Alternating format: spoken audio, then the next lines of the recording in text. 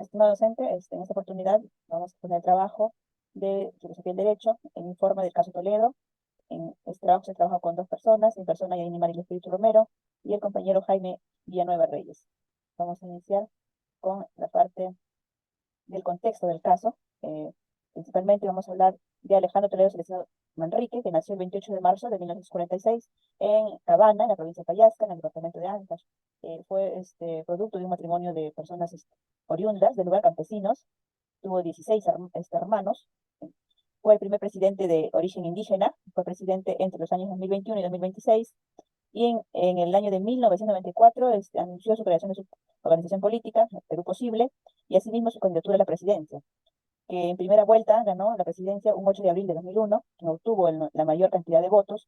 De acuerdo a su frase bien ganada, el Cholo, que se hizo muy popular, obteniendo 36.6% de votos, seguido por Alan García y sucesivamente por los demás electores. Asimismo, obtuvo en el Congreso, este partido se convirtió en la primera fuerza política, teniendo 40 diputados, muy lejos de la mayoría absoluta, ¿no? Asimismo, de acuerdo a la estructura del trabajo, vamos a desarrollar lo que es el análisis del caso propuesto.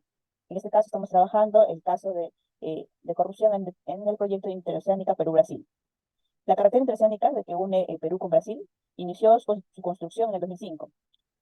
Asimismo, no se ha logrado su culminación hasta el momento. Son 2.600 kilómetros de concesión que se le dio a la empresa Odebrecht. Esta carretera era de gran trascendencia, ¿no? Porque nos permitía unir con otro país y eso nos ayudaba a lo que es mejorar la economía. En junio de 2005, el Estado peruano y el consorcio Cornisa, integrados por las empresas Odebrecht, Graña, Montero, y CCGA, SA y JJC, contratistas generales, suscribieron el contrato de licitación para la ejecución del tramo 2 y 3 de esta importante obra, mientras el consorcio Intersur, integrado por las empresas Andrade Gutiérrez, Camargo y Correa y Club, en el 2016 se desató el escándalo de corrupción, desde que la empresa Odebrecht, por presuntas coimas a funcionarios públicos en diferentes países, resalta el nombre de Alejandro Toledo y la carretera interoceánica fue puesta bajo lupa, ¿no? En ese momento es donde también obtuvo otro brasileño, Elioso Galvo, obtuvo la licitación del tramo 4 de esta misma carretera, y Jorge Barata, ex directivo de la cultura graña brasileña, ya empezó a confesar los delitos que había cometido, y entre ellos estaba el conocido como Lavajato, que Odebrecht había entregado una coima de más de 20 millones de dólares a Alejandro Toledo para obtener la licitación de la carretera interoceánica sur. El expresidente también habría recibido presuntas coimas por licitaciones del tramo 4, que había ganado lo que era el brasileño Eiro Galvo. Ese es el análisis del caso que se tiene. Vamos a continuar sobre las leyes injustas y evidencias según Sócrates de lo que se tiene del caso propuesto. Desde la perspectiva de Sócrates, el análisis de las acciones de corrupción conocidas de Alejandro Toledo Manrique se centrarían en su comportamiento ético, su autoexamen, su responsabilidad social. Sócrates nos recordaría la importancia de la virtud, la justicia y la búsqueda de la verdad en la toma de decisiones de un líder político, y nos incitaría a reflexionar sobre las relaciones entre ética y la acción política en la sociedad contemporánea. Presuntos delitos de Alejandro, decimos presuntos porque hasta la fecha no hay una sentencia. El ex profesor universitario fue presidente del Perú en el año 2006-2011. Actualmente expresidente enfrenta dos investigaciones por el caso de Odebrecht y de Coteva. Por otro lado, se le acusa por el delito de lavado de activos en el caso de Coteva. La Fiscalía se encuentra investigando la adquisición de dos inmuebles en Lima a nombre de su suegra. Además de la compra de hipoteca, las autoridades mantienen la hipótesis de que esas compras se realizaron con el dinero de la coima realizado por la empresa Odebrecht.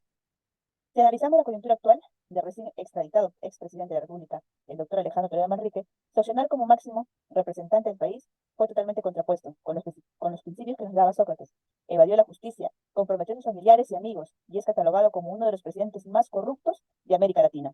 En relación al pensamiento de Sócrates, podemos decir que este aportó un valor de enseñanza acerca de la justicia y su búsqueda de la verdad. Quiere decir que la justicia debe de estar en manos de quienes tengan conocimientos relacionados al caso de Alejandro Toledo. Quiere decir que llegó a un límite donde la justicia lo encontraría y buscaría la verdad, en el que además es juzgado por personas que tienen conocimiento de pleno sus derechos como jueces y demás testigos. Sobre la democracia como política corrupta y el buen gobernante, a partir de la teoría de Platón, ¿qué nos dice? Platón mencionaba que para ser un buen gobernante hay que aprender lo que es la justicia y el bien. Estos puntos son muy importantes y se requiere realizar una política honrada y adecuada, y el conocimiento de la justicia. Y el bien solo puede adquirir los filósofos, porque tienen el acceso a dichas ideas. Para Platón, la democracia no garantiza que haya justicia. Es decir, desde la perspectiva de Platón, en el caso de corrupción y lavado de activos de Alejandro Toledo, destaca la importancia de la virtud, la educación, la justicia y el bien común en la política. La corrupción en este contexto se ve como una traición a los principios éticos y una desviación de la búsqueda de un gobierno basado en la sabiduría y la virtud. La influencia de la riqueza y la priorización de los intereses personales o el bienestar de la sociedad son preocupaciones que Platón habría abordado directamente en este caso. Va a continuar con la exposición mi compañero. Buenas noches, profesor. Gracias, compañera Yanini. Ahora nos toca hablar sobre la justicia y la moral en la ética del Anicómano de Aristóteles, ¿no? En este tema, en este sentido, el caso de corrupción y lavado de activos del expresidente del Perú, Toledo, puede analizarse en la relación de la obra Ética de Nicómaco, que fue escrita por Aristóteles, ¿no? Que trata sobre la justicia moral. Aunque Aristóteles no vivió en la era moderna, ni se refirió específicamente a casos de corrupción en sus escritos, aquí presentamos un análisis que vincula el caso Toledo con la ética aristotélica, ¿no? En la ética aristotélica, la justicia es una virtud fundamental, que implica dar a cada uno lo que le corresponde de acuerdo con su mérito y su contribución a la comunidad. En el caso de Alejandro Toledo, las acusaciones de corrupción y lavado de activos sugieren una falta de justicia en la distribución de bienes y recursos, ya que se le acusa de enriquecerse ilícitamente a expensas de la sociedad. Como próximo caso tenemos el análisis sobre el Estado en el contractualismo social y la corrupción, de Hobbes, Locke y Rousseau. En resumen, de estas opiniones de estos grandes hombres que fueron parte y aportaron mucho a la filosofía de política, Hobbes, Locke y Rousseau, sobre el Estado y el contrato social proporcionan diferentes perspectivas sobre cómo el Estado puede abordar la corrupción. Mientras que Hobbes veía al Estado como un poder centralizado para evitar el caos y la corrupción, Locke enfatizaba la protección de los derechos individuales y Rousseau abogaba por el gobierno democrático basado en la voluntad general como medio para abordar las causas subyacentes de la corrupción. Estas perspectivas reflejan diferentes visiones sobre la relación entre el Estado y la corrupción de la sociedad. Bueno, pasemos al otro tema, por favor, compañera. Ahora tomaremos el caso sobre el deber moral en Kant. En resumen, sobre Kant, el resumen, desde la perspectiva del deber moral en la ética de Kant, el caso de corrupción y lavado de activos de Alejandro Toledo Manrique sería visto negativamente. Sus acciones podrían considerarse contrarias a los principios kantianos de universalización de las máximas, respeto por la humanidad como fin en sí misma y cumplimiento del deber por sí mismo. Estos principios éticos enfatizan la importancia de la moralidad, basada en principios racionales universales, y el deber como guía para la conducta moral. Bueno, como conclusiones generales de este caso, podemos decir que desde la perspectiva aristotélica, la corrupción y el lavado de activos de Toledo presentan una falta de virtud en el ejercicio del poder. Aristóteles enfatizaría la importancia de la virtud política y la búsqueda del bien común como objetivo principal del gobierno. La opinión de Platón sería que Platón abogaría por la justicia como principio fundamental en la gobernanza. En este caso, la corrupción de Toledo sería vista como una traición a la justicia y a la república, desafiando las leyes y el orden establecido. Por otro lado, Immanuel Kant enfatizaría la importancia de la moral universal y la obligación moral de actuar de acuerdo con principios éticos racionales. La corrupción de Toledo sería condenada desde esta perspectiva, ya que socava el imperativo categórico de tratar a todos los individuos como fines en sí mismos, en lugar de medios para fines personales. Desde el punto de vista de Rousseau, argumentaría que la corrupción de un líder político como Toledo viola el contrato social implícito entre el gobierno y el pueblo. Esta violación del contrato socava la legitimidad del gobierno y puede dar lugar a la desconfianza en las instituciones democráticas por parte del pueblo. En el tema de las probables soluciones,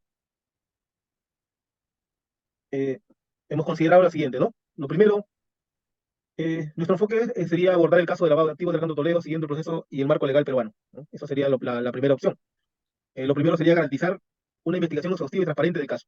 Eso implicaría recopilar pruebas sólidas y documentos que respalden las acusaciones de lavado de activos contra Alejandro Toledo. Asegurar que Alejandro Toledo tenga acceso a una defensa legal y adecuada, que se respeten sus derechos procesales en todo momento sería otro punto muy importante, ¿no?